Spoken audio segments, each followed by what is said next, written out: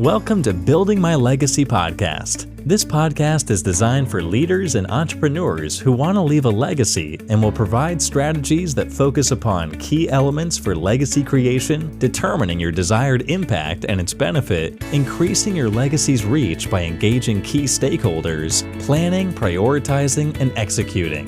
Here's your host, Dr. Lois Sonstegard. Welcome, everybody, to today's Building My Legacy podcast. I have with me today Katerina Rothman. She is with Beflax Company, which is Beflax Linen, which is a company that does linen, bedding, clothing, beautiful things that she does for our homes and for us to wear. And she has a very fascinating story. She has journeyed from Moscow to Denver to become an entrepreneur and to also build a legacy. She has a generational legacy that's a part of her. So, Katerina, please share your story with our audience. How did you get to what you're doing? And tell us about your generations that are involved. Hi, Liz. Thank you so much for having me on your podcast. As you correctly mentioned, my story is truly generational. I involve pretty much every member of my family into my passion of what I'm doing. And truly, my mom was the initial inspiration, as she's a very crafty person. She works with tons of textiles. She's just very, very skillful in what she does. I, on the other hand, have troubles putting a thread into a needle hole. But nonetheless, she was the one who taught me everything I know about the fabrics. And how did I start working with linen? Another member of my family, my future husband, had issues with sleep, and so I started looking into solutions on helping him overcome those issues. That's how I learned that linen has amazing benefits that nature gifted to the plant flax and to the linen as fabric. And then the final piece of the puzzle were my daughters. Actually, my first daughter. So when I became a mom, I just couldn't see myself going back to 9-to-5 job and miss her milestones of development. And yeah, the puzzle was complete. I realized that that's truly my mission to go after my idea to run a linen business. So if there are people listening who are going to be very curious, what does linen and flax do that helps you sleep? Absolutely. So linen comes from the flowering plant flax.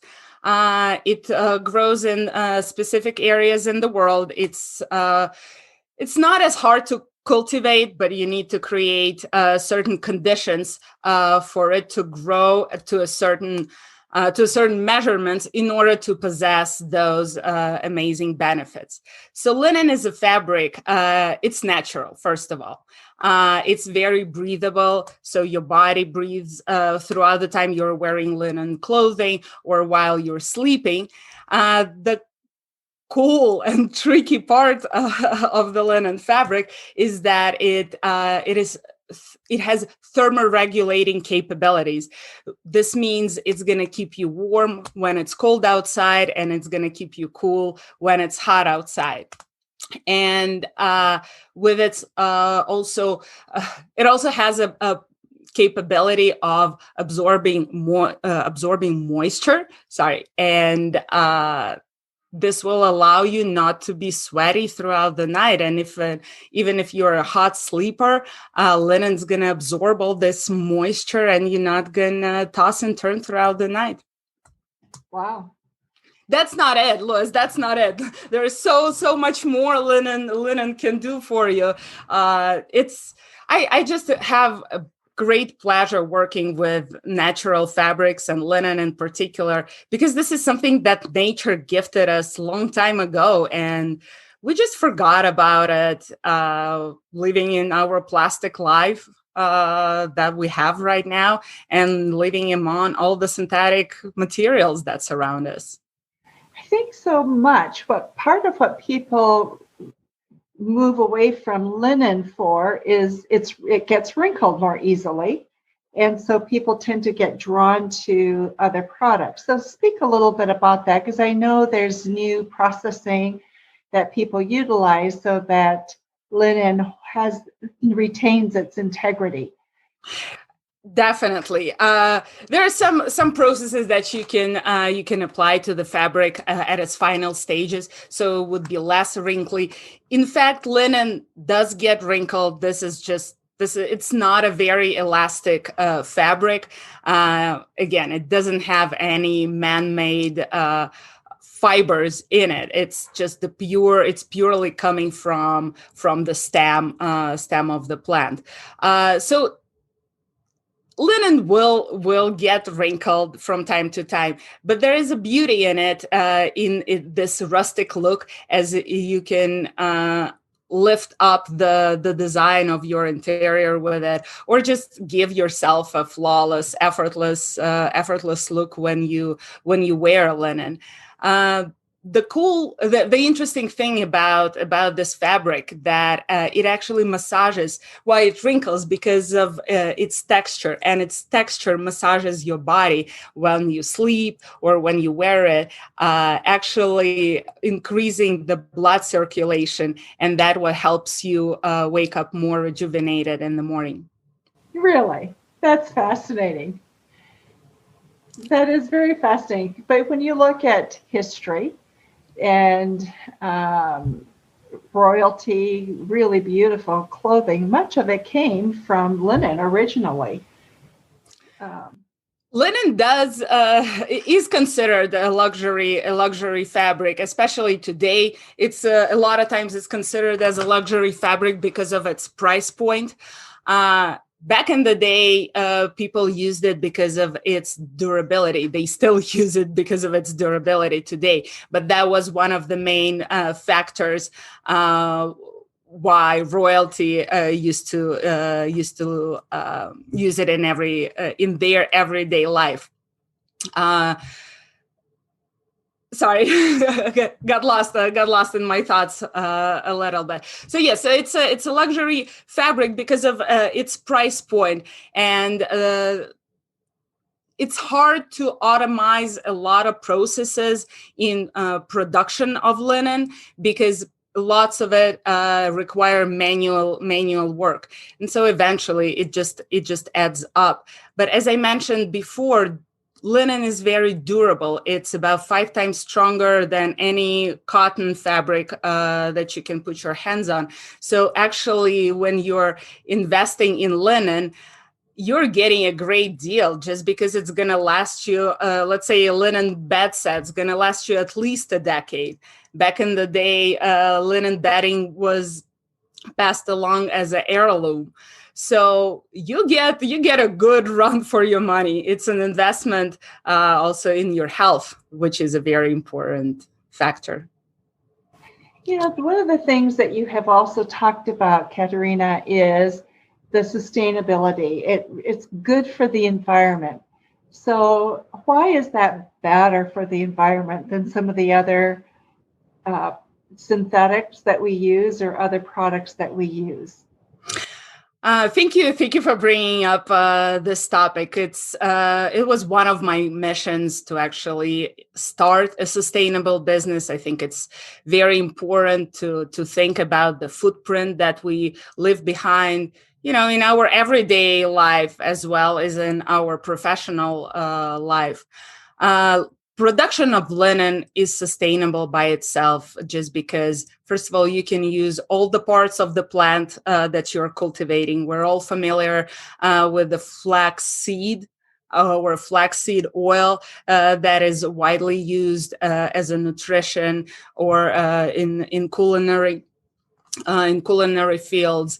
Then again, as I mentioned earlier, we use the stem, the fiber from the stem of this plant to weave fabric, and all the little pieces that fall off or can be used in construction as part of the insulation material. Another factor that adds to the sustainability of the whole manufacturing process is that we use so much less water to produce, let's say, 1 yard of linen versus the same cotton. It's hundreds of times less. Add on top that no toxic materials are used to process this fabric. Again, because it's coming from the stem of the plant, it's already a long fiber that you work with. If you think about how cotton is produced or silk is produced, you need to add a lot of chemicals that are later on eventually end up in the environment. So I truly enjoy working with this fabric, as I know that the footprint is basically not there. It's a zero waste production, and linen by itself is biodegradable. So if it goes back in the environment, it will disintegrate. Yes. And not leave a footprint, which is really fabulous, isn't it? Absolutely. So Katerina, you source very carefully where your linen comes from. Linen for you is purchased primarily where? So we cultivate flax in French and Belgium fields, because that seems to have the best climate conditions, as well as linen has been produced there for many years, and craftsmen there really know what they're doing and how to properly raise that plant. And then we take it to Portugal, and that's exactly where we are weaving our fabric. We collaborated with a family-owned factory there, so it's a pleasure to do a family-to-family business. Got it. And then, is it also made? Is your linen made in Portugal then shipped to the U.S., or what do you do? So the larger items such as linen bedding sets, duvet covers, we make it there on the Portugal factory, and then some items such as we're just initiating our clothing line, and let's say 2020 made us think about making linen masks. Another fantastic opportunity to use a breathable fabric. Where else if not on your face, right? So those type of items that we produce locally here. So we import and we produce here in States with hopes to eventually bring all the production here locally, to be able to create workspaces. So right now, you sell primarily where? Is it in the United States? Is it online? Do you have retail shops? How do people buy your wonderful, beautiful stuff? We do have an online store. It's at beflaxlinen.com, as well as we have a local brick and mortar store that carries our linen. It's in downtown Denver. Okay. So what made you choose Denver? You came from Moscow. What made you choose Denver as your place to begin business? So my husband's originally from this area. We initially moved to New York after we decided to leave Russia, as he likes to call it, to decompress me from one big city to another big city, but in a different culture. And then it was time for us to start a family, and we just decided it's better to bring it home, as he likes to say that. And I certainly enjoy the amount of green color surrounding us here in Colorado. It's a great place to raise a family and to run a sustainable business. It is a great place. People are very conscious of what is sustainable, what's good for the environment. So tell us, What for you, textiles, manufacturing in home textiles has been one of the things our country moved out of and did much of our production overseas, particularly in China, Europe also, old Eastern Europe to some extent. So as you have started your business in this area, what have been your biggest challenges? I think the biggest challenge is to keep control of your production and of your quality. Apart from that, I take a good care as we touch the topic of sustainability. That would be terrible for me to put all this work into making such a sustainable product and then deliver it in a plastic bag. So we take a good care in and put a lot of thought into our packaging. Our packaging is made out of post-consumer waste, and again, it's fully recyclable. We inspire people to reuse it or to recycle it themselves by adding a lovely sticker on the bottom of those boxes. So you'll never find a piece of plastic in our packaging, and I take pride in that.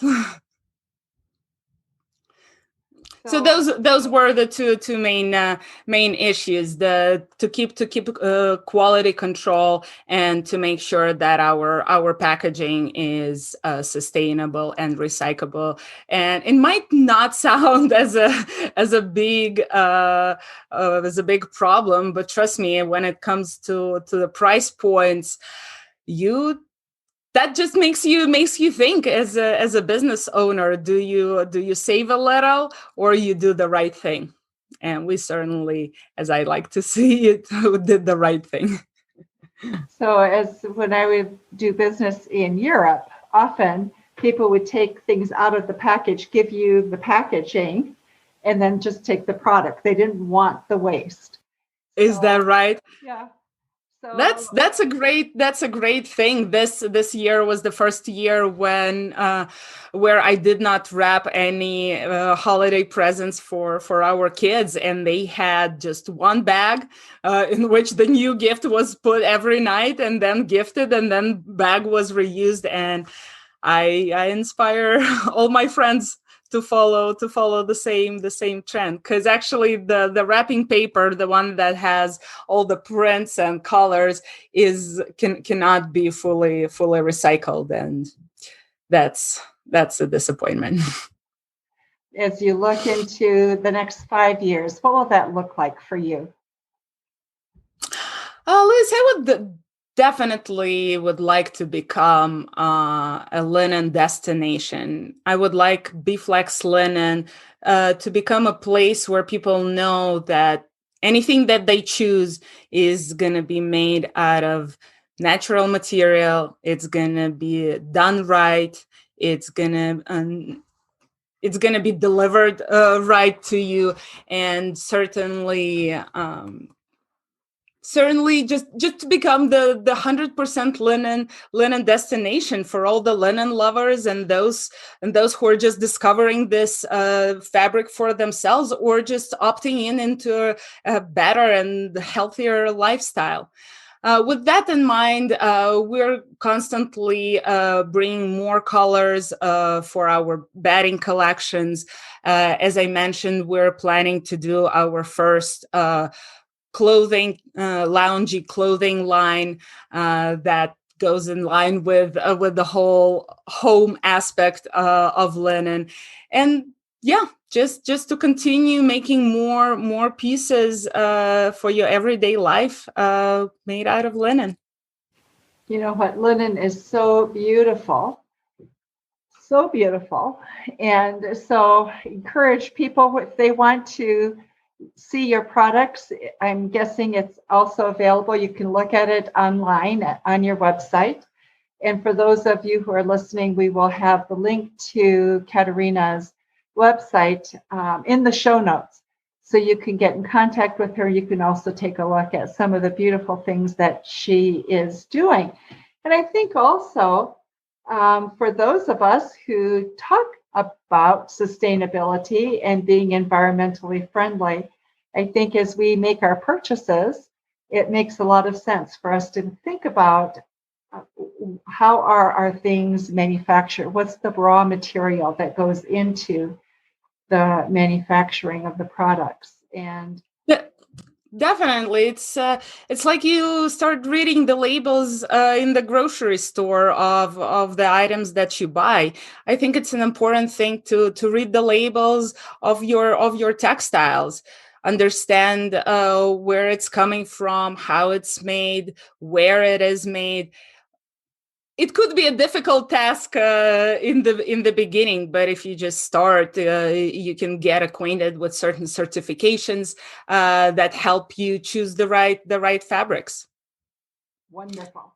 Lois, I hope I can make the shopping experience for those who are going to be interested in looking at my linen a little bit easier. I made a discount code for 15% off for all your listeners. If they use the code MyLegacy on our website, they get their linens a little bit easier. Oh, wow. How fun. Thank you for that, Katerina. Thank you so much. And so those of you who are listening, take advantage. Linen doesn't come at a discount very often. So enjoy it and enjoy taking a look at what Katerina has produced. Katerina, Yes. Thank you so much for your time today and for being with us and for sharing your story and for certainly sharing what you're doing to make our world much more environmentally safe and friendly. Thanks. Thank you so much. You're welcome. And thank you, those of you who are listening to Building My Legacy podcast today. Be sure to remember to visit our website as well at buildtomorrow.com and our social media sites as well. Thank you. You've been listening to Building My Legacy podcast with Dr. Lois Sonstegard. To book your appointment with Dr. Sonstegard, visit www.buildtomorrow.com.